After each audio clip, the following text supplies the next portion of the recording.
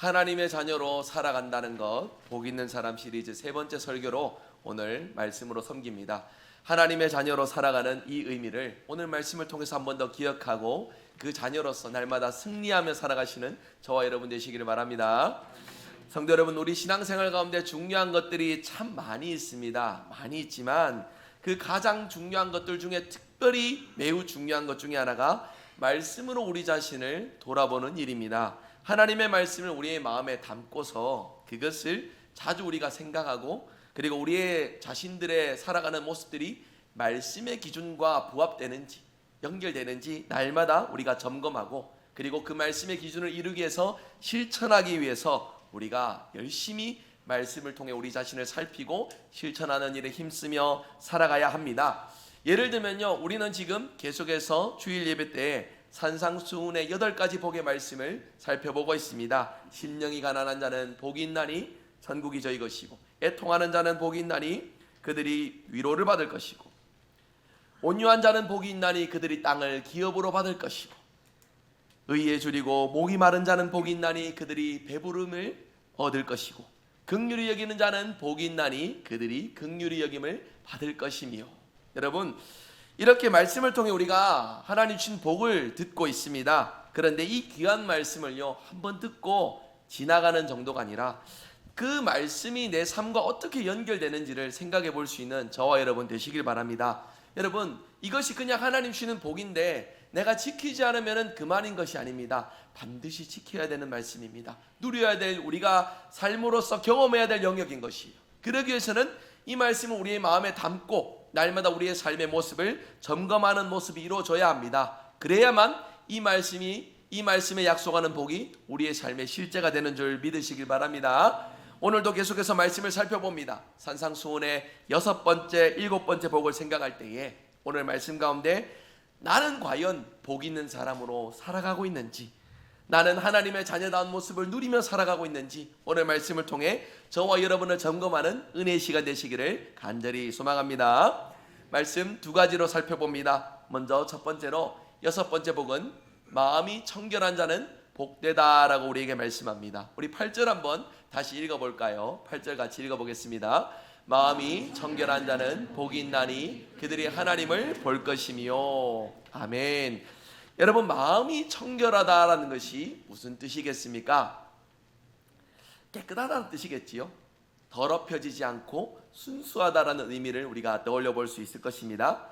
깨끗하고 순수한 것이 그러면 무엇이겠습니까? 죄로부터 구별되고 상황에 따라서 변하는 이중적인 면이 아니라 하나님 앞에서 하나님이 말씀하신 규범을 지키기 위해 힘쓰고, 그것이 내 삶에 나타나는 모습으로서 이루어질 수 있도록 날마다 우리의 마음을 살피는 것이 마음이 청결한 자의 모습일 것입니다. 이제 우리가 외면도 참 가꾸기 위해서 힘을 많이 씁니다. 그렇지 않습니까? 여기 오실 때 그냥 오신 분 계십니까? 주무시고 일어난 모습 그대로 오신 분 계세요? 아무도 없습니다. 여성분들은 곱게 화장하시고 남성분들도 나름대로 깔끔하게 정돈하시기 위해서 평소보다는 더 많은 시간 거울을 보시고 단장을 하시는데 시간을 보내실 것입니다. 이제 궁금하실 것 같아서 제가 한번 잠깐 얘기 들어보면, 저는 외출 준비하는데 한 15분? 20분 정도 이렇게 걸립니다. 생각보다 많이 걸릴 수도 있고 적게 걸릴 수도 있고요. 그런데 주일은 좀 더 신경을 쓰는 편이에요. 아무래도 우리 성도님들을 만나고 예배를 섬기기 위해서 제 이제 겉으로 드러나는 모습을 단정하고 다듬기 위해서 조금 더 많은 시간들을 가지겠지요. 우리가 외면을 이렇게 참 중요하게 여기는 것들도 우리에게 반드시 필요한데, 성경은 무엇이라 말씀합니까? 우리의 내면이 청결해야 된다라고 말씀하고 있습니다. 우리의 외모를 가꾸는 것처럼, 외모가 단정하게 보이도록 수고하는 것처럼 우리의 내면도 청결하게 되도록 노력을 해야 된다는 것이죠. 이 말씀 앞에 사실 참 부끄러운 모습이 많습니다. 제 마음이 청결하기 위하여서 언제나 옳은 일을 행하고, 언제나 정직하게 살아가고, 언제나 바른 하나님의 진리를 나타내는 일에 그렇게 날마다 승리하며 성공하며 살아갔느냐? 아니라는 거예요. 아닙니다. 불리한 상황에 따라 유리한 어떤 말들을 하기도 하고요. 그리고 스스로 부끄러운 모습을 감추기 위해서 내면을 속이기도 하고요. 그렇게 스스로가 기만자가 되고 스스로가 교만자가 되어서 살아가는 순간들이 더욱 많다라는 것을 생각하면 너무나도 부끄럽고 너무나도 안타까운 것이 현실입니다. 여러분, 그럼에도 불구하고 포기해서는 안 됩니다. 우리가 내면이 더럽혀진다 해서 그대로 방치하는 것은요, 우리의 외모가 더럽혀져서 더럽혀진 채 그렇게 우리 자신을 체념하며 살아가는 것과 똑같은 것이에요. 겉으로 드러나는 행실이 중요한 것처럼 우리의 내면 역시도 청결해야 됩니다. 겉과 안이 하나님 앞에서 청결한 삶을, 정직한 삶을 살아가야 그러한 자가 복되다라는 것을 오늘 성경이 우리에게 교훈해주고 있습니다. 여러분, 이 사실을 기억하셔서 혹시나 마음 가운데 차마 고백하지 못하는 부끄러운 내면이 있습니까? 내 마음에 나조차도 포기한 채 그렇게 더럽혀진 채 살아가는 모습들이 있습니까? 포기하지 마시고 하나님께서 긍휼히 여겨주시고 정결케 하시는 그 은혜를 베풀어 주시길 원하십니다. 그 은혜를 누리며 살아가는 저와 여러분 될 수 있기를 바랍니다. 여러분, 예수님 당시에도 사람들이 이 외적인 청결에만 굉장히 신경 쓰고 살아갔던 모습들이 성경 곳곳에 등장합니다. 여러분들 이제 이 유대인들의 관습들을 생각하시면 그들이 율법이라고 말하는 것이 있고 규례라고 말하는 것이 있습니다. 기억하시지요? 율법은 정확하게 말하면 성경에 문자적으로 문장적으로 이렇게 해라고 분명히 명시한 것들이 율법입니다. 규례는 무엇이냐면 그런 율법을 토대로 그들의 삶의 모범과 전통과 지켜야 될 어떤 규범들을 정해놓은 것들이 규례가 되는 것인데, 참 많은 규례들이 있습니다. 음식과 의복, 즉 외적으로 드러나는 것들에 대해 규례가 참 많이 있는데요. 예를 들면 이렇습니다. 음식을 먹는 것에도 깨끗한 음식만 먹도록 하기 위하여서 보이는 것에 굉장히 많은 신경들을 썼어요. 예를 들어서 이제 이해를 돕기 위해 말씀드려 봅니다. 할랄 푸드라고 여러분 아시죠? 할랄 푸드 아시는 분도 있고 들어보신 분들도 계실 것인데, 무엇이냐? 무슬림들이 종교적인 의미에서 자신들의 경전인 코란에 위배되는 음식을 먹지 않도록 하기 위해서 이슬람 전통에 의해서 정결하게 선별된 음식이 바로 할랄 푸드라고 합니다. 유대인에게도 이런 똑같은 개념이 존재하였습니다. 코셔라고 하는데요, 코셔라고 불러지는 그 율법의 근거에서 세워진 규범들로서 그들은 그들이 입으로 들어가는 음식을 매우 정결하게 유지하도록 많은 노력들을 기울였습니다. 겉으로 드러나는 의복도 마찬가지입니다. 전염병에 있는 사람을 접촉하거나 상갓집에 다녀오면 그 즉시 옷을 갈아입었습니다. 외출하고 돌아오면 손을 씻는 규례도 있는데 손에서부터 팔꿈치까지 정확하게 어떻게 씻어야 된다라는 그런 규례가 존재했어요. 위생적으로는 매우 아주 필요한 일들이 되겠지요. 여러분, 그러나 이러한 규례가 다 성경에 기록되어 있는 것들은 아닙니다. 성경에 있는 율법을 토대로 그들의 삶의 지침으로 세우는 것들이 규례가 되는데, 그런데 유대인들은요, 그들의 필요에 따라서 이런 규례들을 스스로들이 만들고 스스로들이 이것을 지키기 위해서 많은 강요와 노력들을 가졌다는 것입니다. 이 규례를 지키는 사람은 깨끗한 사람으로 분류하고, 규례를 지키지 않는 사람은 부정하고 더러운 사람으로 그들 스스로가 판단하고 분류를 했다라는 것입니다. 여러분, 이렇게 외적인 규례로서 이러한 모든 규례를 지킨다 해서 그 사람이 깨끗한 사람이다 정의할 수 있겠습니까? 아닙니다. 수많은 규례에도 불구하고 하나님과 연결되지 않은 채 율법과 규례만 붙들고서 종교심으로 살아가는 이들은 하나님 앞에 청결한 이들이라고 말할 수 없을 것입니다. 주님이 바로 이 문제를 지적하십니다.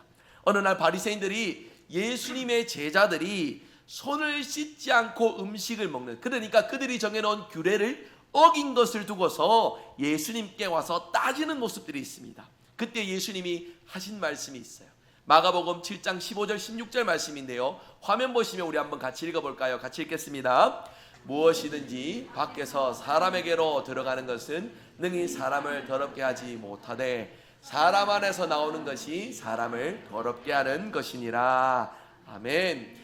안 씻은 손으로 이불에 들어가는 그것이 사람을 더럽게 하는 것이 아니라 사람 안에서 나오는 것, 즉 그 마음에서 나오는 것이 사람을 더럽게 한다라고 주님이 말씀하고 계십니다. 마태복음 23장에도 동일한 내용으로서 예수님이 종교 지도자들에게 하신 말씀이 있습니다. 외식하는 서기관들과 바리새인들이여, 너희들은 잔과 대접과 그 끝은 깨끗하게 하되 방 안에는 온통 탐욕과 죄악들이 가득하다라고 주님이 그들을 향해 책망하세요. 그런 모습을 향해서 여러분 잘 아시는 아주 유명한 표현을 주님께서 사용하셨습니다. 회칠한 무덤 같다라고 그들을 향해 말씀하셨어요. 회칠을 해서 겉으로는 하얗고 뽀얗게 깨끗해 보이지만은 그러나 그 속에는 무엇입니까? 무덤. 그 속에는 뼈와 썩은 것으로 가득하다라고 주님이 책망하셨다라는 것입니다. 무슨 말입니까? 당시 유대인들은 겉으로 보이에는 청결, 그 부분에는 굉장히 많은 중점과 규례를 두어서 지키기에 힘썼으나 마음으로부터 청결한 일에는 관심이 없고 그 마음은 방치한 채 겉으로 드러나는 것만 지키면은 신앙생활 잘한다고 스스로 자부하며 살아갔던 이들이라는 것입니다. 여러분, 겉으로만 청결해진다라고 그 사람이 정녕 깨끗한 사람이라고 할 수 있을까요? 그렇지 않습니다. 하나님은 틀림없이 사무엘상 16장에 하나님은 외모가 아닌 중심을 보시는 분이다 라고 말씀하셨습니다. 사람은 외모를 보겠지만 하나님은 그 중심을 보시는 분이라고 틀림없이 말씀하셨어요. 중심이 무엇입니까? 마음이죠.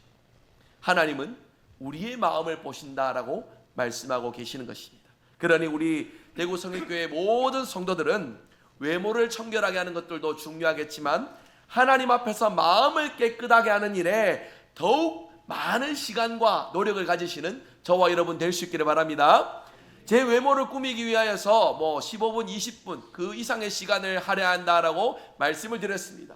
그렇다면 우리의 마음을 청결하기 위해서는 우리는 어떤 노력을 가지는지, 구체적으로 나의 삶 가운데 어떤 시간과 분량을 가지는지 점검할 수 있어야 된다는 것이에요. 우리 외모를 꾸미기 위해서 가지는 그 시간만큼, 아니 그 이상으로 우리의 마음을 청결하기 위해서 여러분은 어떤 노력을 가지며 살아가고 있습니까? 여러분, 이 부분에 우리 자신을 돌아볼 줄 아는 지혜가 이 시간 말씀을 통하여 저와 여러분 가운데 충만하게 임하기를 간절히 소망합니다. 우리는 예수님 안에서 죄 씻음을 받은 자들이잖아요. 그렇게 세상의 그 모든 죄악에서 구별된 자들이잖아요. 그런 우리를 가리켜서 무엇이라고 부릅니까? 성도라고 부르지요. 구별된 자들이라고 부르지 않습니까? 여러분, 이 성도라는 이름에 이미 마음이 청결하게 된 의미가 포함되어 있다는 사실을 우리가 함께 생각할 수 있어야 됩니다. 우리는 예수님 안에서 죄 씻음을 받았습니다. 마음이 청결하게 된 자들입니다. 이미 그 청결함을 누린 자들입니다. 그러나 이미 그 청결함을 누렸으나 내 마음이 정녕 깨끗하다고, 내 마음이 너무나도 청결하다고 자신 있게 얘기할 수 있는 사람이 여기 누가 있겠습니까? 세상을 살아다 보니, 죄 많은 세상 속에 머물러 있다 보니 그 수많은 자리에서부터 우리가 오염되고 얼룩지는 경우들이 너무나도 많다라는 것입니다. 예를 들면 이렇습니다. 아침에 여러분 깨끗하게 씻었다 해서 그 깨끗함이 하루 종일 유지가 될까요? 아침에 얼굴을 씻고 손을 씻은 것이 하루를 보내면 그 시간 속에 깨끗하게 계속해서 유지될 수 있겠습니까? 그렇지 않습니다. 하루의 시간을 보내다 보면 내가 원하진 않지만은 뜻하지 않게 더럽혀지는 순간들이 많을 것이에요. 그러면 어떻게 합니까? 다시 저녁에 집에 들어왔을 때 우리의 몸을 다시금 돌보지요. 깨끗하게 씻어서 깨끗함을 유지하도록, 청결함을 유지하도록 노력하지요. 같은 원리라는 것입니다. 성도가 죄로 인해 얼룩질 수 있습니다. 시험 들어서 낙심할 수 있습니다. 그러나 성도라는 거룩한 이름을 유지하기 위해서 우리는 다시금 주님 앞에 정결함을 구하며 주님이 베푸시는 정결함의 은혜를 다시금 받아 누릴 수 있어야 된다는 것입니다. 우리 마음이 그러한 일들을 반복해서 이룰 수 있어야 된다는 것이에요. 내가 감당하지 못하는 죄악의 문제만 놓고 하나님 앞에 참회하고 통회하며 나아가는 것이 아니라 날마다 우리의 내면을 돌보시고 청결하도록 은혜를 베풀어 주시는 하나님의 은혜를 매 순간 날마다 우리가 누리며 살아갈 수 있어야 되겠습니다. 이 의미를 소극적인 의미로, 적극적인 의미로 마음의 청결을 위해서 우리가 행해야 될 것들을 잠깐 생각해 보면요. 먼저 여러분, 소극적으로는 더럽혀지지 않도록 우리가 주의하며 살아가야 됩니다. 우리를 살피며 더럽혀지지 않도록, 우리의 마음이 더럽혀지지 않도록 결단하시고 여러분 피해갈 것들은 피해갈 수 있어야 됩니다. 우리가 무엇을 보는지, 무엇을 듣는지, 무엇을 가까이 하는지 그거에 따라서 우리의 마음에 채워지는 것이 다르다라는 것이에요.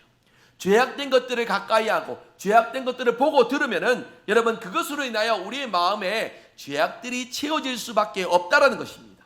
여러분 이 부분에서 우리가 지혜롭게 하나님 주시는 지혜로서 분별하며 우리의 마음을 지키며 살아가시는 저와 여러분들 되시기를 바랍니다. 여러분 그리고 또 한번 생각할 것이 있습니다. 살아가면서 누구를 가까이 하는 것 참 중요한 부분이지요.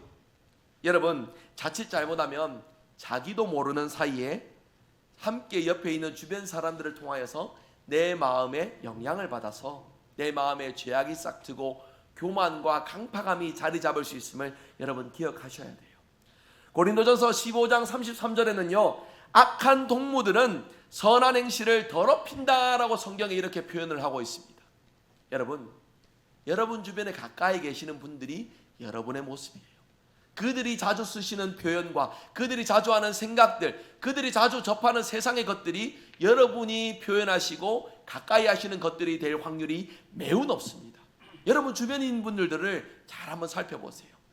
여러분 성경에 고린도전서 이 말씀이요 불신자들을 다 멀리하라, 가까이 함께 하지 마라, 이런 어떤 교훈만 주는 것이 아닙니다. 악한 영향을 받지 않도록 스스로 조심하며 그런 악한 영향을 주는 자들을 우리가 지혜롭게 피해갈 수 있어야 된다는 것을 교훈하고 있는 것이에요. 여러분 이렇게 소극적으로 우리의 마음을 지키기 위해서 힘써야 된다면 그러면 적극적으로는 어떻게 해야 될까요? 적극적인 방법은 우리의 마음의 청결을 위해 말씀과 기도에 힘쓰셔야 됩니다. 여러분 외모를 가꾸는 데에 많은 시간을 들인다면 우리의 마음의 청결을 유지하기 위해서도 많은 시간과 노력들을 기울이셔야 돼요. 디모데전서 4장 5절에 보시면은 하나님의 말씀과 기도로 거룩하여진다라고 말씀하였습니다. 우리의 마음의 청결을 위해서는 말씀과 기도를 움켜쥐는 수밖에 없다는 것을 성경이 말씀하고 있어요. 하나님의 말씀과 기도로 거룩해지는 저와 여러분이 되시기를 간절히 소망합니다. 여러분 더러운 것을 가까이 하면 더러워질 수밖에 없어요. 그러나 거룩하고 깨끗한 것을 가까이 하면 우리가 깨끗하게 살아갈 수 있다는 것입니다. 거룩하신 하나님의 말씀 그리고 하나님께 간구하는 그 기도를 가까이 하면 우리가 깨끗하게 살아갈 수 있다는 것을 하나님께서 우리에게 말씀해주고 계시다는 것이에요. 여러분 요한일서 1장에 보시면요 만일 우리가 죄를 자백하면 하나님은 우리의 죄를 사하여 주시고 우리를 깨끗하게 하여 주신다라고 말씀하였습니다.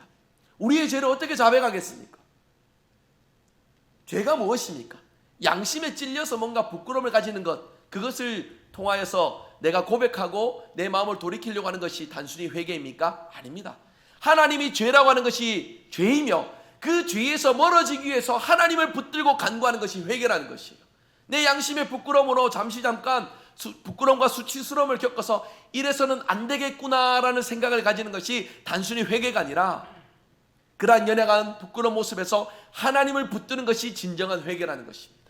여러분 그렇게 우리는 하나님 앞에 날마다 우리를 점검하며 말씀과 기도로 하나님의 뜻을 이루는 삶을 살아가야 되는데 여러분 한번 생각해 보십시오.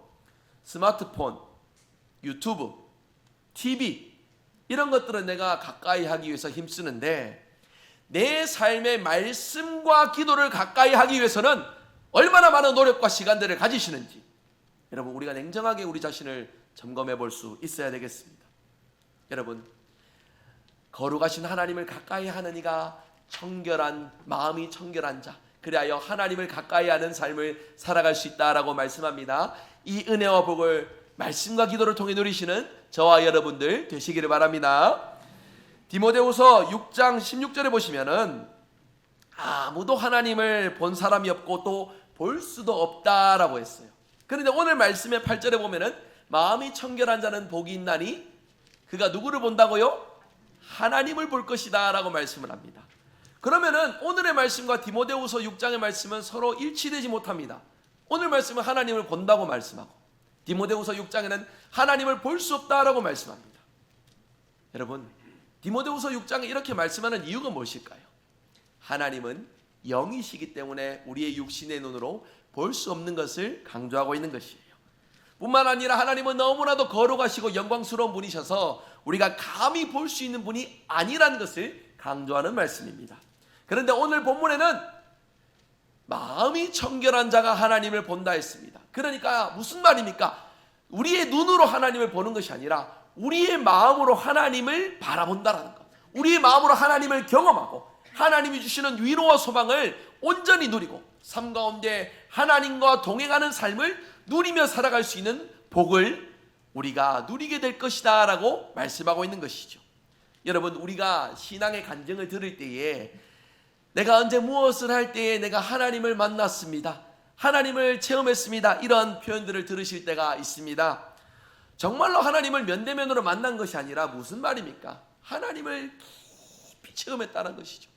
그 순간 나와 함께 해주셔서 내가 어떤 삶을 살아가야 될지 깨닫게 해주시고, 내가 정말 위로가 필요할 때 나에게 위로를 주시고, 은혜에 목마를 때에 하나님이 주시는 은혜를 맛보게 해주셨다라는 그 표현을 상징적으로 하나님을 만났다, 하나님을 보았다, 하나님을 체험했다라고 말하는 것이잖아요. 여러분, 오늘 성경이 약속해 줍니다. 마음이 청결한 자는 하나님을 깊이 체험합니다. 하나님을 깊이 누립니다. 하나님과 동행하며 우리의 삶을 승리하며 살아갈 수 있다라고 말씀하고 있습니다. 여러분, 이 은혜를 저와 여러분 삶 가운데 깊이 맛보고 누리어 날마다 마음으로 하나님을 느끼고 하나님과 동행하며 승리하는 저와 여러분들 되시길 바랍니다.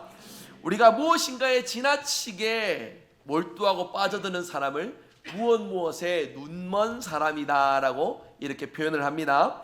저 사람은 권력에 눈이 멀었다, 저 사람은 돈에 눈이 멀었다, 저 사람은 명예에 눈이 멀었다, 이렇게 표현을 하지요. 세상 재미와 쾌락과 돈이나 권력에 눈이 멀은 우리의 마음이라면 우리 마음으로 하나님을 느낄 수가 없어요. 하나님을 볼 수가 없다라는 것입니다. 그러나 오늘 성경 분명히 약속해 줍니다. 마음이 청결한 자는 하나님을 본다고, 하나님을 체험한다고, 하나님을 경험한다고. 이 축복의 약속이 저와 여러분의 일상이 되시기를 주님의 이름으로 축복합니다. 아멘. 오늘 말씀 두 번째입니다. 7번째 복은 화평하게 하는 자가 복이 있다라고 말씀합니다. 여러분, 세상에는 서로 다투고 분쟁하는 일들이 참 많습니다. 우리 성도님들도 원치 않지만 그러실 거예요. 여러분 중에 한 번도 다른 사람하고 안 다퉈본 분, 다투지 않고 이제 많은 이들과 온전히 화목하게만 지내신 분 계십니까? 한 번도 싸우지 않고 살아가신 분 아무도 없을 거예요. 그런 사람은 세상에 존재하지 않을 겁니다. 그런데 여러분, 이 다투는 주제로 좀 생각을 해보시면요, 잘 모르는 사람하고 다툴 일들이 그렇게 많지 않아요. 생각을 해보면 내 주변에 있는 사람들, 가족이든지 뭐 친척이든지 직장에서든지 이렇게 살아가면서 가까이 마주하는 사람들과 다툼을 하는 경우들이 참 많다라는 것을 우리가 생각해 볼 수 있습니다. 여러분, 가까울수록 다투기 쉬운 세상입니다. 그렇지만 그런 세상 속에서 우리 성도는 화평을 이루며 살아가는 자들이다라는 것을 오늘 성경이 우리에게 말씀해 주고 있어요. 우리를 구원하신 하나님께서 이루신 그 화평을 통하여 세상 가운데 화평을 이루는 저와 여러분의 복된 삶이 되시기를 바랍니다. 이 화평을 하나님께서 누구를 통하여 이루셨습니까? 예수님을 통하여 이루셨습니다. 에베소서 2장에는 우리 예수님께서 세상에 오셔서 하나님과 우리 또 사람과 사람 사이에 십자가로 인하여 화평을 이루셨다라고 말씀해 주고 있어요. 제가 십자가를 준비해 봤는데 여러분, 이 십자가를 보시면은 수직적으로는 위로 하나님과 우리의 관계가 회복되었음을 우리에게 보여주고 있습니다. 그리고 수평적으로 어떻습니까? 사람과 사람 사이에 그 관계가 회복되어졌음을, 화평을 누리는 자들이 되었음을 주님께서 십자가를 통해 우리에게 보여주셨어요. 여러분, 우리는 이 화평을 맛보고 누리는 자들입니다. 여러분, 그래서 이 말씀을 우리가 한번 같이 읽고 이 화평을 위하여서 다시 우리의 삶을 점검하는 저와 여러분 되시길 바랍니다. 에베소서 2장 14절 말씀 한번 같이 읽어보겠습니다. 그는 우리의 화평이신지라 둘로 하나를 만드사 원수된 것 중간에 막힌 담을 자기 육체로 허시고. 아멘. 화평이 되신 예수님으로 우리가 하나님과 화목한 관계가 되었고요. 그리고 세상 가운데 함께하는 이들 사이에 하나님의 화평을 전하는 자들로 저와 여러분 살아가야 되겠습니다. 이를 위해서 세 가지를 짧게 생각합니다. 먼저는 자신이 화평을 누리는 자들로 살아갈 수 있는 저와 여러분 되시길 바랍니다. 내 마음에 상처가 가득하고 모난 그런 어떤 뾰족뾰족한 것들이 가득하면은 우리는 화평하게 하는 자로 살아갈 수가 없습니다. 그렇게 우리 자신이 먼저 우리 마음 가운데 화평을 누리며 살아갈 수 있어야 됩니다. 이런 우리의 마음, 뾰족뾰족하고 상처된 우리의 마음으로는 세상 그 어디 가서도 하나님의 주시는 화평을 누리게 할 수가 없어요. 이 부분에서 여러분 한 인물을 우리가 좀 생각했으면 좋겠습니다. 교회 역사에 아주 유명한 기독교의 성인으로 추앙받는 성 어거스틴. 어거스틴이 여러분 타고나면서부터 착한 행실과 아름다운 성품을 지녔던 자가 아닙니다. 30세가 되기 전에는 참으로 방탕하고 자기 자신이 삶의 주인이 되어서 쾌락과 만족만을 위해서 자신의 삶을 허비하고 살아갔던 인물입니다. 그런데 그가 30세가 넘어서 진리를 향해 목말라 하던 그가 마침내 하나님을 만나고 하나님 품으로 돌아와서 참된 평안을 맛보았다라고 고백을 합니다. 그가 기록했던 참회록이라는 기독교 역사의 아주 주옥 같은 책의 첫 페이지에 이런 문장이 기록되어 있습니다. 화면 보시고 한번 같이 읽어보겠습니다. 같이 읽겠습니다.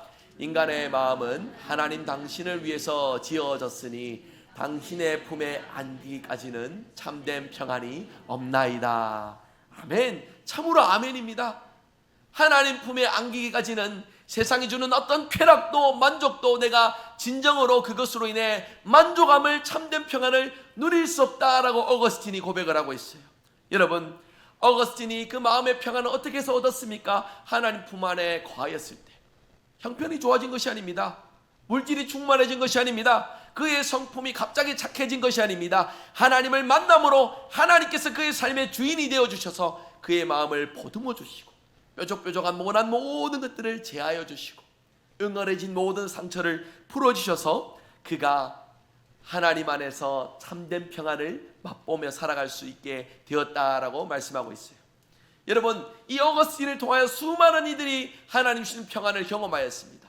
먼저가 어거스틴이 이 평안을 맛보았더니 그를 통하여 하나님의 평안이 많은 이들에게 증거되었다라고 말씀하고 있잖아요. 여러분들 중에 여기 계신 분들 중에 아직 하나님을 깊이 만나지 못하신 분들이 계실 거라 사료됩니다. 여러분, 예수님을 믿음으로 세상이 주는 평안이 아니라 하나님 주시는 평안을 온전히 누리시는 우리 모든 성도님들 되시기를 간절히 소망합니다. 세상이 주는 위로가 아니라 하나님 주시는 위로를 받아 누리시는 저와 여러분 되시길 바라며, 그리고 이미 하나님을 만나며 주님 주시는 평안을 맛보고 누리며 살아가시는 다른 모든 성도님들, 우리가 믿음 생활한다고 해서 이 평안이 계속해서 지속되고 유지되는 것은 아닙니다. 얼마나 많은 순간 낙심할 일들이 가득합니까? 우리 마음 하나 지키는 것조차도 잘 감당하지 못하는 때가 참으로 많습니다. 그럴 때 여러분 기억하십시오.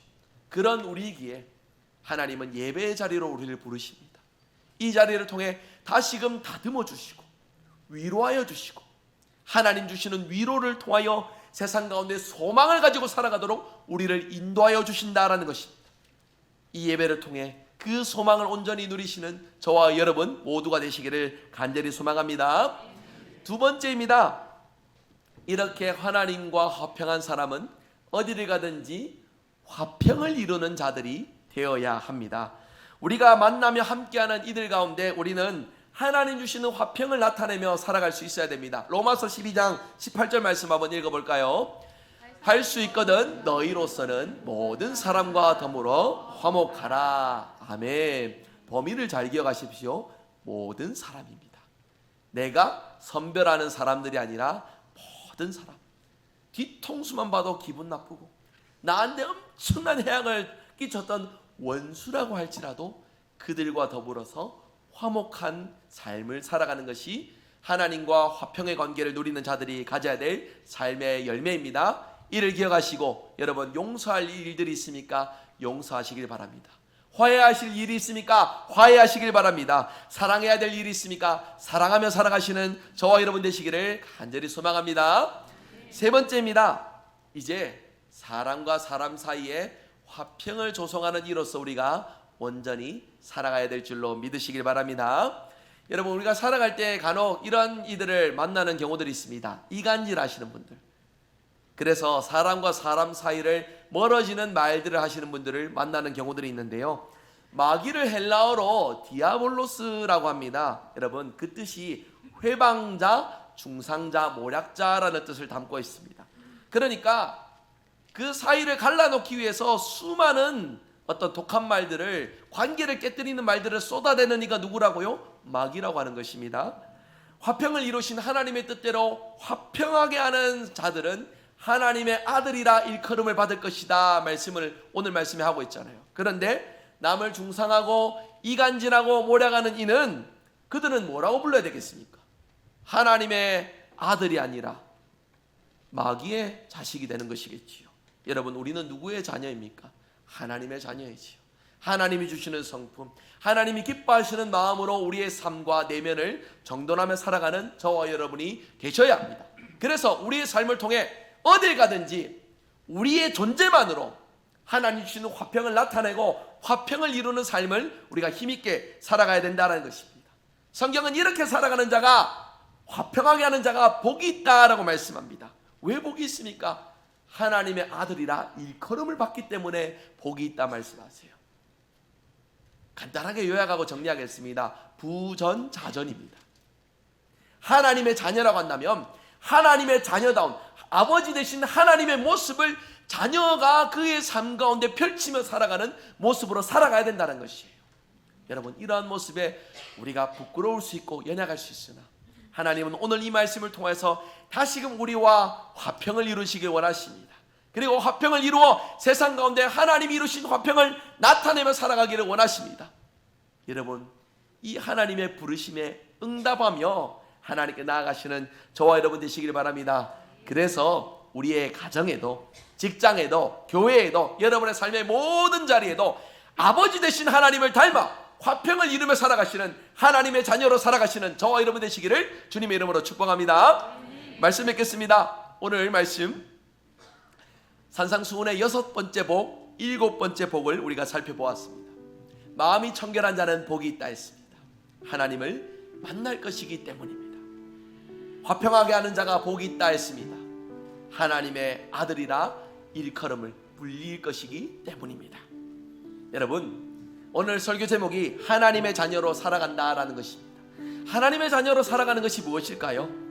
죄악된 세상에 살아가지만 마음이 청결한 사람이 되어서 하나님을 바라보고 늘 하나님과 동행하고 하나님을 체험하는 이가 바로 하나님의 자녀, 마음이 청결한 자, 복된 사람이라는 것입니다. 그리고 그런 사람은 어딜 가든지 화평을 이루며 살아가는 복 있는 사람으로 살아갈 것이다 약속해주고 있습니다. 그런 삶을 사는 이들이 바로 하나님의 자녀인 성도, 저와 여러분이 되어야 한다라고 오늘 성경은 우리에게 말씀해주고 있습니다. 오늘 말씀 통해 하나님과 늘 화평하며 어딜 가든지 하나님 주신 화평을 나타내며 살아가시는 저와 여러분 되시기를 주 예수 그리스도 이름으로 축복합니다. 아멘. 오늘 주시는 말씀을 기억하며 함께 찬양할 때에요, 먼저 하나님께서 우리와 맺어주신 그 화평을 기억하며 찬양했으면 좋겠습니다. 나는 불행하고 슬플 수밖에 없는 인생이다. 그 크신 하나님의 사랑으로 우리와 맺어주신 그 화평의 은혜, 그 은혜를 날마다 체험하며 고백하며 살아가게 하여 주시옵소서. 우리 그 크신 하나님의 사랑 1절 우리 함께 찬양하며 나가겠습니다. 그 크신 하나님의 사랑 말로 다 형용 못하네. 저 높고 높은 별을 넘어 이 낮고 낮은 땅 위에 죄범한 영혼 구하려 그 아들 보내사 화목제물 삼으시고 죄 용서하셨네. 하나님 크신 사랑을 증량하고 하니 영원히 변치 않는 사랑.